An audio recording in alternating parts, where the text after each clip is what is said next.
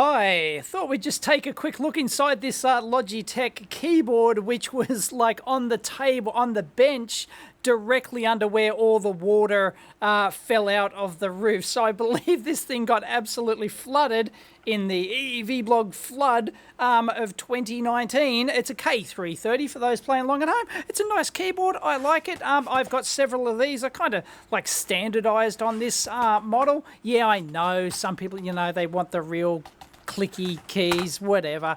Anyway, let's have a squiz. I got, boy, batteries look fine.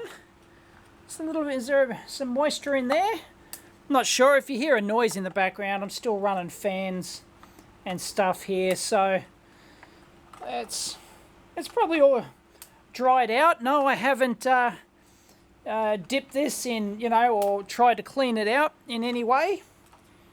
No, like, you know, everyone's saying IPA, just dip everything in IPA, etc., etc. And, well, I haven't done any of that. So, geez, a lot of screws on this baby. But, of course, you need that number of screws to get the rigidity on something like a keyboard. You know, just the plastic clips around the outside's not really going to cut the mustard when you design a product like this. So, really, you probably can't get away from the screws. It's just, you know, you need that stiffening, those extra points across the surface. So, let's have a look. Which is why they got ones in the middle and not just around the edge. So, have I got them all out?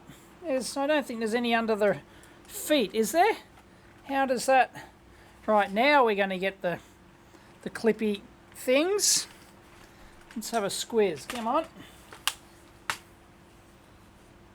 Sorry, I'm not going to bother to edit this. I should have got my...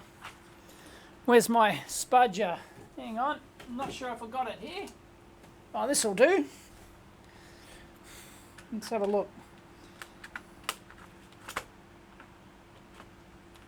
Come on. No. No. No, it's not going to pop.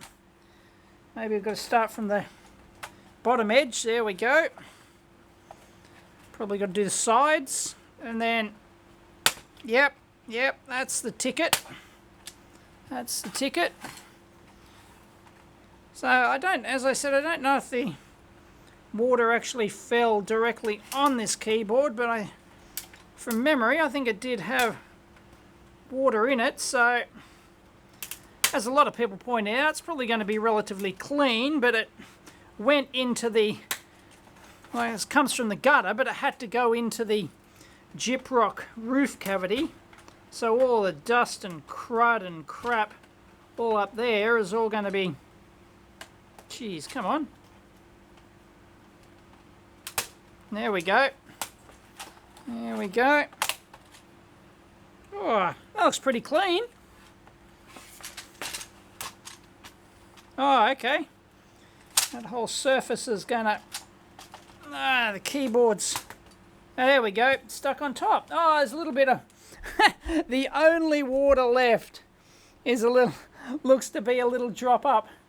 Drop up there, that's actually all right.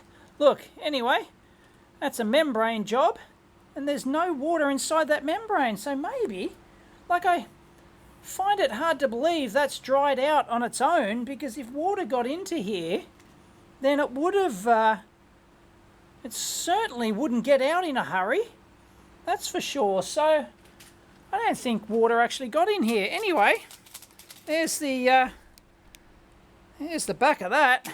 That's why they're all spongy, you know, these aren't any sort of tactile feedback, they're just a, I'm surprised they actually rely on just the rubber molding like that, the snapback on that rubber molding. Anyway, I don't mind I don't want like the click, click, click, click, the heavy click sound when I'm typing. I like the soft feel to it and the, you know, the more silent nature of it. Anyway, that's all. It looks like you can actually, no, is that all? How is that molded in there? Yeah, it's an odd bit of water. I think there's a few drops of water in here, but I think that's actually survived surprisingly well. Actually, I do remember, I think there was water in here, and I do remember like shaking it out or whatever, so maybe it just sort of stayed in that top cavity. I think maybe that's what's happened, is water's gotten into the keys, and it's sort of like, there's probably, yeah, there's lips all around there. So water's gotten into this top cavity, and it really wasn't enough, I guess, to get over the lip and then into the rest of the keyboard here. So I'm quite surprised at that. Wow, I mean, because we're talking about hundreds of litres of water. Actually, it is, from memory, I'm looking at it now, the keyboard was sitting directly between the two light fittings where the water poured out. So I think water poured out like on this side over here like this, and there's another light which was like over here like this. So I think it probably actually survived surprisingly well. It would have just got, you know, maybe incidental splashes and things like that. So anyway, that's rather interesting. Oh, yeah, there we go. There's a bit of water. So just, yep, there we go. So I'll just get that out. Yeah, there we go. There's a few drops and stuff there, but nothing major. That keyboard's going to be hunky-dory. Huh, beauty. So there you go. I thought that would be flooded and there'd be water trapped under there, but obviously not.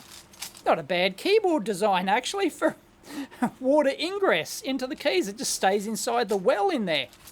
Neat. Anyway, bit of an anticlimax, wasn't it? Catch you next time.